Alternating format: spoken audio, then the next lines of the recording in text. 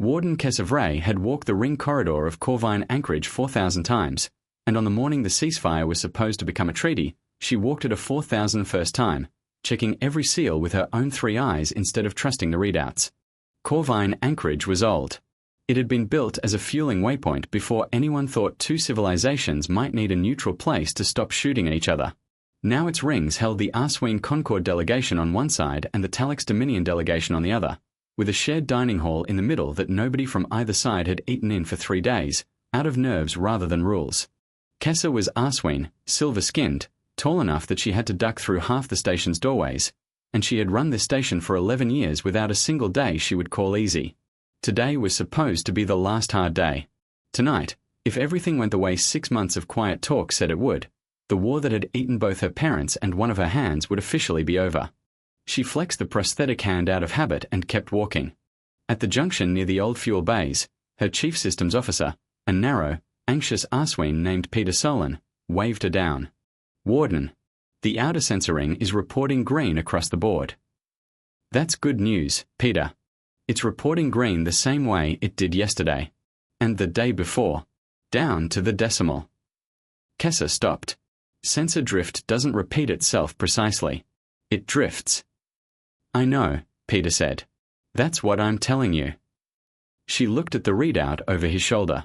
All clear, all quiet, exactly as quiet as it had been for 72 hours straight, which was itself a strange kind of loud. Flag it. Don't broadcast it to the delegations. Today doesn't need one more thing to be nervous about. And if it's nothing, then you've wasted an afternoon, Kessa said. I'd rather that than the alternative. She left into it and continued toward the observer wing, where the small human mission kept its officers. She had never quite decided what to make of the 6 humans stationed here under the old Threshold Accord, the treaty from decades back that let a handful of unarmed human observers sit in on any conflict 2 other species agreed to let them witness. Humans had no stake in this war. No colonies near it, no blood in it. They were furniture with opinions, as one of her aides liked to say, though never where the humans could hear. The human mission's door was open. Inside, a woman was arranging papers into neat, deliberate stacks, the kind of task someone does with their hands when their mind is somewhere else entirely. Warden Vray, the woman said without looking up. You have the face of someone who found a problem before breakfast. Renata Ibarra. Kessa had learned to say human names carefully. They came out of an Arsween mouth a little flattened, but Renata never seemed to mind. You have the face of someone waiting for one. Renata was the mission's chief negotiator and translator, a compact, unhurried woman with grey threading through dark hair and a way of looking at a room like she was counting exits without meaning to be rude about it. She'd been on Corvine Anchorage for 2 years. In that time, Kessa had seen her diffuse 3 separate shouting matches between delegates simply by asking a quiet question at exactly the right moment. Sensors are too calm, Kessa admitted. It's probably nothing. In my experience, Renata said, setting down the last stack, it's never nothing. It's just not yet something. That's a very human thing to say. It's a very tired thing to say. Ask me again after the signing. Kessa allowed herself something close to a laugh, which she did not do often. Tonight, Ibarra. Ask me tonight, and I'll tell you the whole thing was a systems officer with an overactive imagination. She meant it. She wanted to mean it more than she actually did. Down in the fuel bays, in a maintenance alcove nobody had scheduled a human to be in, a young Talix technician with amber carapace and quick, careful hands finished splicing a relay into the outer sensor ring's feedback loop. He worked without hurry, checked his work twice, and sealed the panel shut exactly the way the manual said to. He was Dominion crew, cleared for maintenance duty months ago, trusted the way anyone gets trusted once they've been around long enough that people stop asking why. He did not report what he'd done to Warden Vray, or to Peter Solon, or to anyone at all outside a small circle that called itself the Ember Guard, the ones who believed the ceasefire was a surrender dressed up in a treaty, and that surrender, once signed, could never be taken back. The sensor ring kept reading green. It would keep reading green for exactly as long as the Ember Guard needed it to. Somewhere in the dining hall, tables were already being set for a dinner meant to celebrate peace.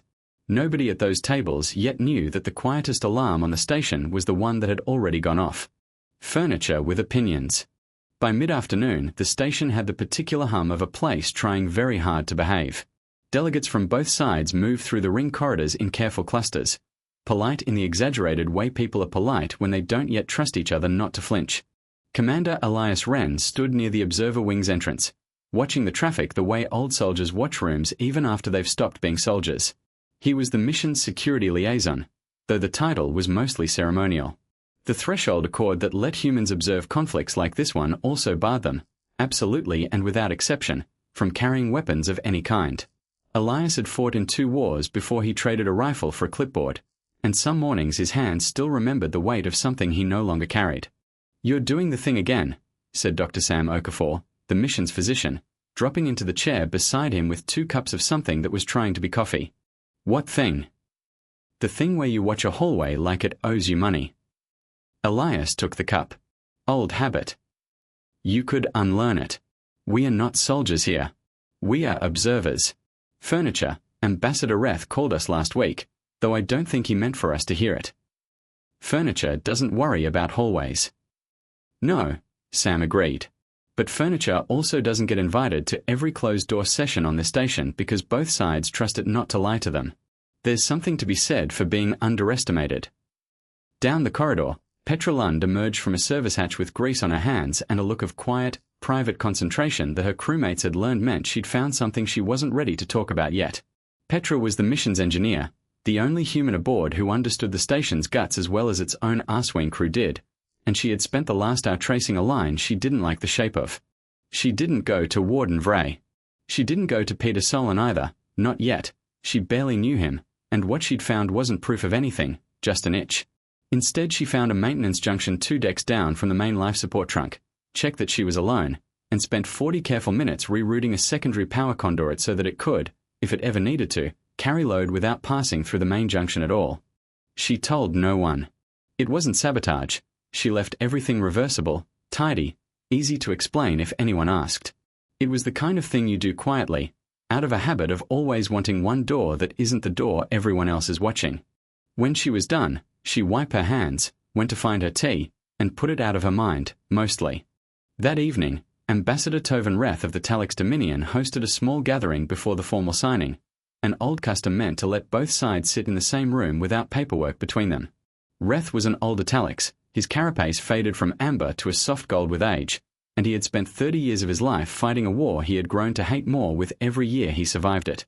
"Ibarra," he said, finding Renata near the refreshment table. "You look like a woman rehearsing an apology." "I'm rehearsing a toast. Same muscles, worse odds." Retha's mandibles clicked in what passed, among Talix, for amusement. "You've been very useful these 2 years. More useful than I expected, if I'm honest, given what my government briefed me before you arrived." "What did they brief you?" "That the humans send observers to every conflict they can, and take no side, and carry no weapons, and mostly write reports nobody reads." He tilted his head. "Harmless. That was the word. I believed it for the first 6 months. And now I think harmless was the wrong word. I think the word they wanted was patient. It reads differently in a report, but it means something quite different in a room." Renata smiled, but something in her chest tightened slightly, the way it did whenever someone complimented her people in a way that sounded, underneath, like the beginning of a warning. Across the hall, a Talix colonel named Ashra Doon watched the gathering from near the doorway, her carapace a deep, unremarkable rust that made her easy to overlook in a crowd of brighter delegates. She had come with Retha's delegation as a security attaché, a role that let her move through the station with a clearance badge and very little scrutiny. She was not thinking about the toast, or the treaty, or the war's 30-year wait. She was thinking about the young technician in the fuel bays, and the relay he had spliced that afternoon, and the 6 hours remaining before the signing ceremony would gather every important person on both sides of this war into one room with only unarmed furniture standing between them and the future she intended to give them instead. What they assumed. Warden Kesavray had grown up on stories about humans the way most people in the Concord had, secondhand, filtered through 3 or 4 other species first, none of whom seemed to agree on the details. Some called them unpredictable. Some called them stubborn to the point of foolishness.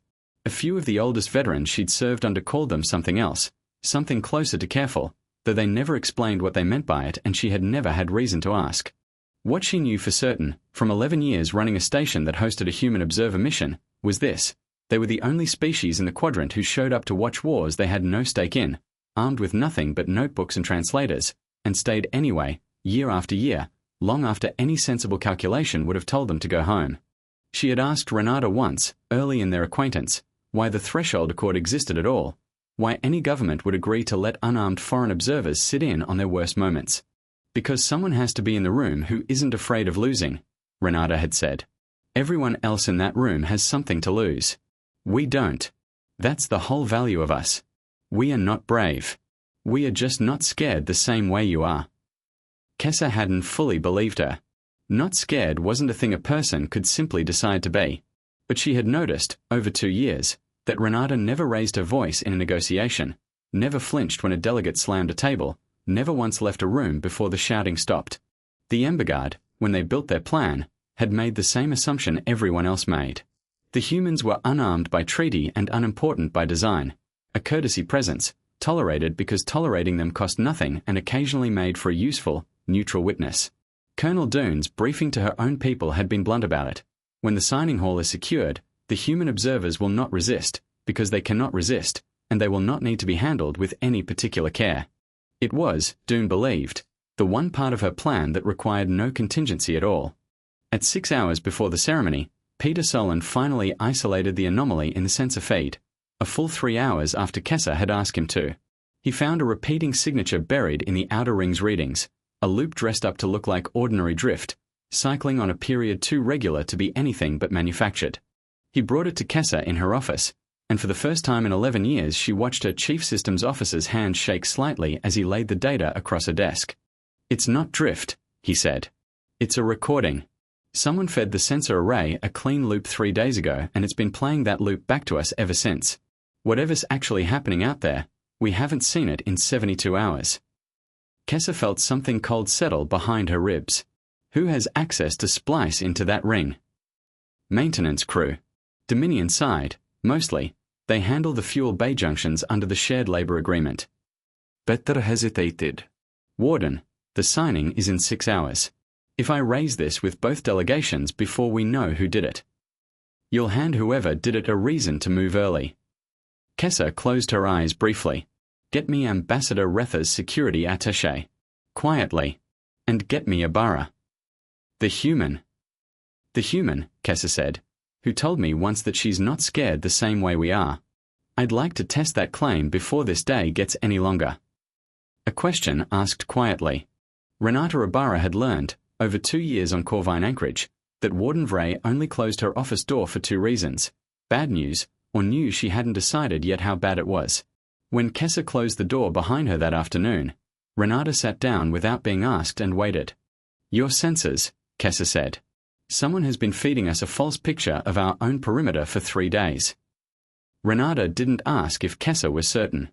She could see it in the way the warden's hands sat too still on the desk. Who has access? Maintenance crew with clearance to the fuel bays. Mostly Dominion side, under the labor-sharing terms. Kessa hesitated. "I've asked for Colonel Dune, Ambassador Retha's security attaché, to review the maintenance logs with me before the ceremony." "Don't." Kessa looked up sharply. "She's the ranking security officer for the Dominion delegation. Excluding her from this looks like an accusation." "I know," Renata said. "That's why I'm telling you not to include her yet. Not because I know anything you don't. Because I've spent 2 years watching how people behave in rooms right before something goes wrong, and Colonel Dune has spent every one of those 2 years standing very slightly apart from every gathering she attends. Close enough to be counted present. Far enough to leave first." "That's not evidence." "No," Renata agreed. "It's a habit I've noticed. I could be wrong. But if I'm right, and you hand her the maintenance log 6 hours before the signing, you've just told her exactly how much time she has left." Kessa sat with that for a long moment.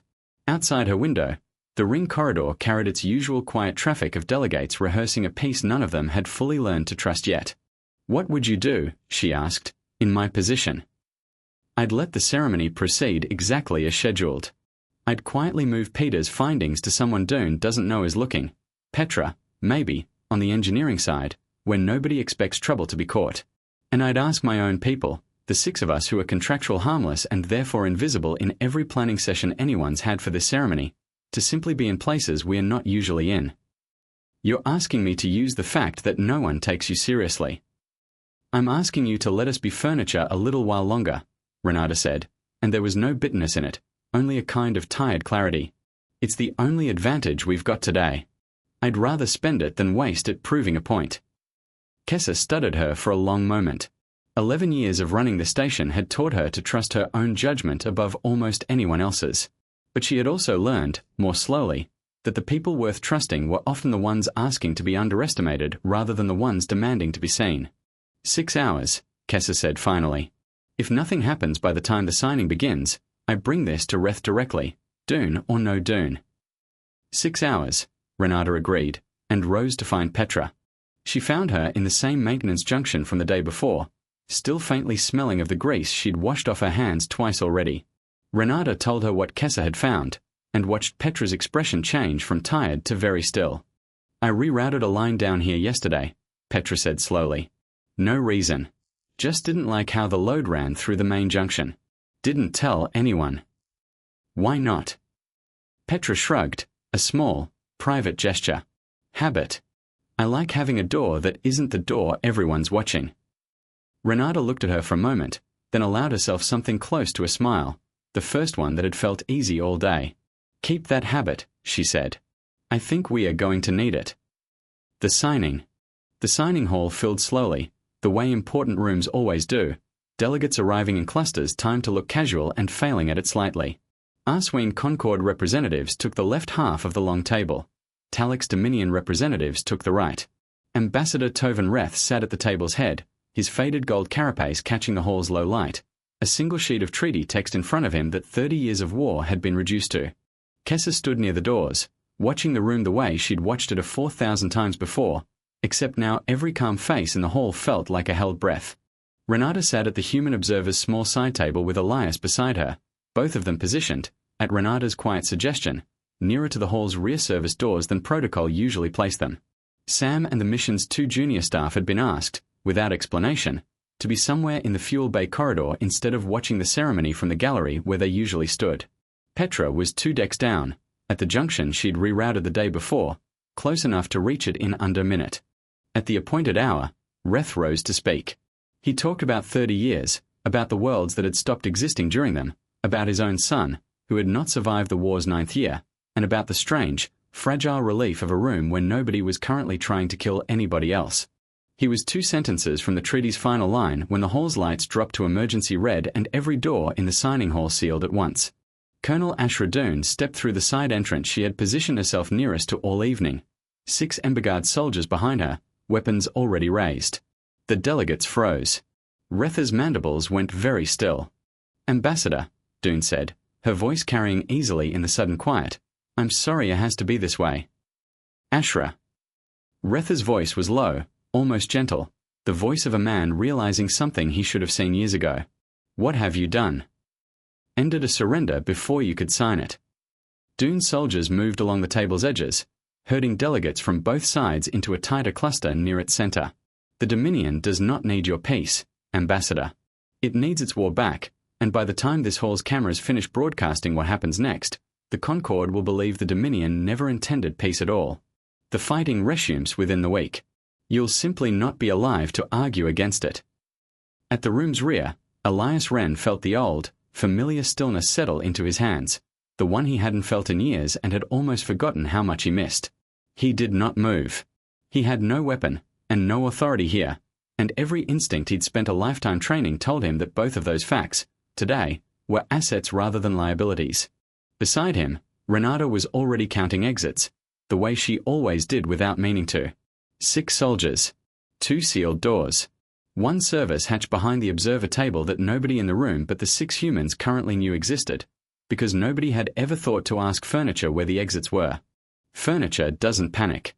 Dune's soldiers moved the delegates into the hall center with brisk, practiced efficiency, but they moved the human observers almost as an afterthought, herding them into the same loose cluster without bothering to search them, without separating them, without treating them as anything more than the harmless footnote every briefing document had always called them. It was, Renata thought, exactly the mistake she'd been hoping for. You, Dune said, gesturing toward Elias with the barrel of her weapon. Sit. Hands where I can see them. You're not part of this, and I'd rather you stayed that way. Elias sat, hands visible, and said nothing.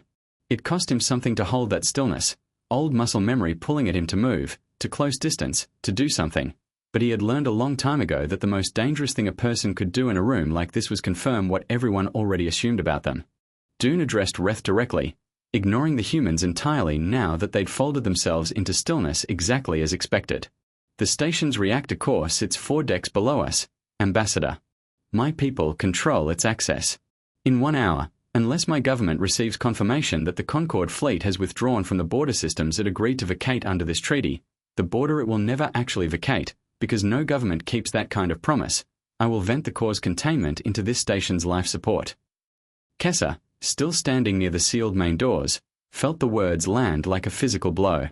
You'll kill everyone aboard. Your own people included. My own people knew the risk when they joined the Ember Guard, Dune said. This war has already cost the Dominion more than this station is worth.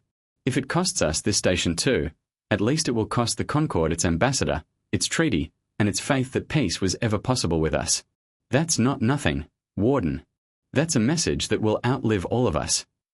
In the hall's rear, half hidden behind the loose cluster of observers, Renata leaned very slightly towards Sam Okafor, her voice barely above breath. The service hatch behind us. Does it still open manually? Sam's eyes flicked toward it and back, giving nothing away in his face.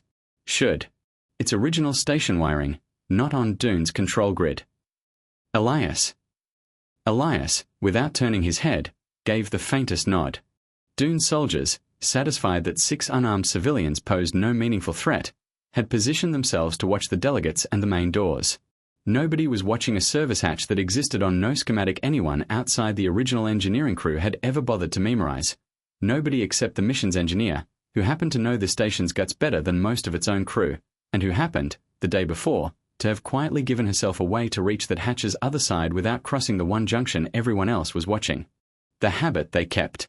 Petra Lund had been sitting at the rerouted junction for 40 minutes when her wristcom buzzed once, a signal Renata had arranged with her hours earlier, meaningless to anyone who intercepted it, unmistakable to the person waiting for it. She moved. The service hatch behind the signing hall's observer table opened onto a narrow maintenance crawlway that ran parallel to the hall itself, original construction from before either delegation's ancestors had ever set foot on this station, unmarked on every schematic filed in the last 20 years because nobody had thought it worth updating. Petra reached the hatch from the crawlway's far end just as Sam eased it open from the hall side, and for one careful, silent minute the two of them worked together to keep it from making a sound. Dune's people control the core's main access, Petra whispered, but not the secondary conduit. Nobody knows about the secondary conduit because I only finished rerouting it yesterday, and I didn't tell anyone why. Can you use it to stop the vent? I can use it to buy time. Reroute containment feedback through the line I built instead of the one Dune's watching. It won't stop her from venting if she chooses to, but it'll mean her people see a stable reading on their own monitors right up until it isn't stable anymore. Same trick someone played on our sensors 3 days ago, except this time we are the ones holding the false picture. In the hall, Renata had shifted her position by degrees so small that none of Dune's soldiers registered the change, until she stood near enough to Retha's end of the delegate cluster to speak without raising her voice. Ambassador, she said quietly, Colonel Dune believes the Concord will never actually withdraw from that border. Is she right? Retha's faded gold eyes flicked to her, startled by the question's timing. The Concord's fleet command signed a private addendum 3 weeks ago. Full withdrawal, contingent only on this treaty's ratification. Dune doesn't know it exists. Almost no one does. Then she's building her whole justification on a war continuing that both governments have already quietly agreed to end. Yes. Then all we need, Renata said, is enough time for that to matter. Dune, watching the hall from its center, noticed nothing in the small, still cluster of observers behind her that looked like resistance, because there was nothing in it that looked like resistance. No raised voices. No sudden movement. Just 6 unarmed people sitting exactly where they'd been placed, which was, as far as she was concerned, the only sensible thing for them to do. She did not know that one of them had, an hour earlier, rerouted her own reactor feedback loop out from under her. She did not know that another had spent 2 years learning to read every delegate in this war well enough to know which of Retha's private addenda might exist, and which questions might surface them at exactly the right moment. She had built her entire plan on the assumption that the humans in this room were furniture, and furniture, by its nature, does not act. At the 50-minute mark, one of Dune's soldiers, a young Talix barely older than the technician who'd spliced the sensor relay 2 days before, glanced toward his own monitor and frowned. Colonel. The Corps' containment feed. It's steady. Too steady. Dune's mandibles clicked once, sharp and sudden. Show me. And in that moment of her attention shifting, fully, for the first time in nearly an hour, away from the hall and toward a readout that was lying to her exactly the way her own people had once made the station sensors lie, Elias Wren rose from his chair, unarmed, and said the only thing he'd said aloud since the door sealed. Colonel Dawn. Before you do anything else, I think you should hear what Ambassador Reth just told us about the Concorde's fleet. It was not a threat. It carried no weapon behind it, no leverage, nothing but a calm, level voice in a room that had gone very quiet. But it was enough, for exactly the 4 seconds it needed to be, to hold Dune's attention on a man she had already decided was harmless, while behind her, 2 of her own soldiers, the young one at the monitor, and another who had spent 30 years fighting a war he'd never once been asked whether he wanted, exchanged a look neither of them said out loud. What was left standing? The next 4 minutes did not look like a battle, because there was no battle to look like. Nobody fired a weapon. Nobody stormed a door. What happened instead was smaller, and slower, and in its own way harder to explain afterward to anyone who hadn't been in the room. Elias kept talking, evenly, without raising his voice, laying out the private addendum Reth had just confirmed, a withdrawal already agreed to, already signed, needing only this treaty's ratification to take effect. He wasn't trying to convince Dune. He'd read enough rooms in 2 wars to know she was past convincing. He was talking to the 2 soldiers behind her, the young one and the old one, giving them something true to hold on to in a moment built entirely out of Dune's certainty that the war still had to happen. Petra's rerouted line held the reactor's readout steady for exactly as long as it needed to, long enough for Sam to reach the hall's environmental controls through the same crawlway and drop the section's oxygen mix low enough to slow every reaction in the room without anyone noticing they'd been slowed, human and Talix nervous systems responding to the thinner air in different measures, giving 6 unarmed observers the only advantage they had left, a few extra seconds where everyone else in. The room was moving just slightly behind themselves.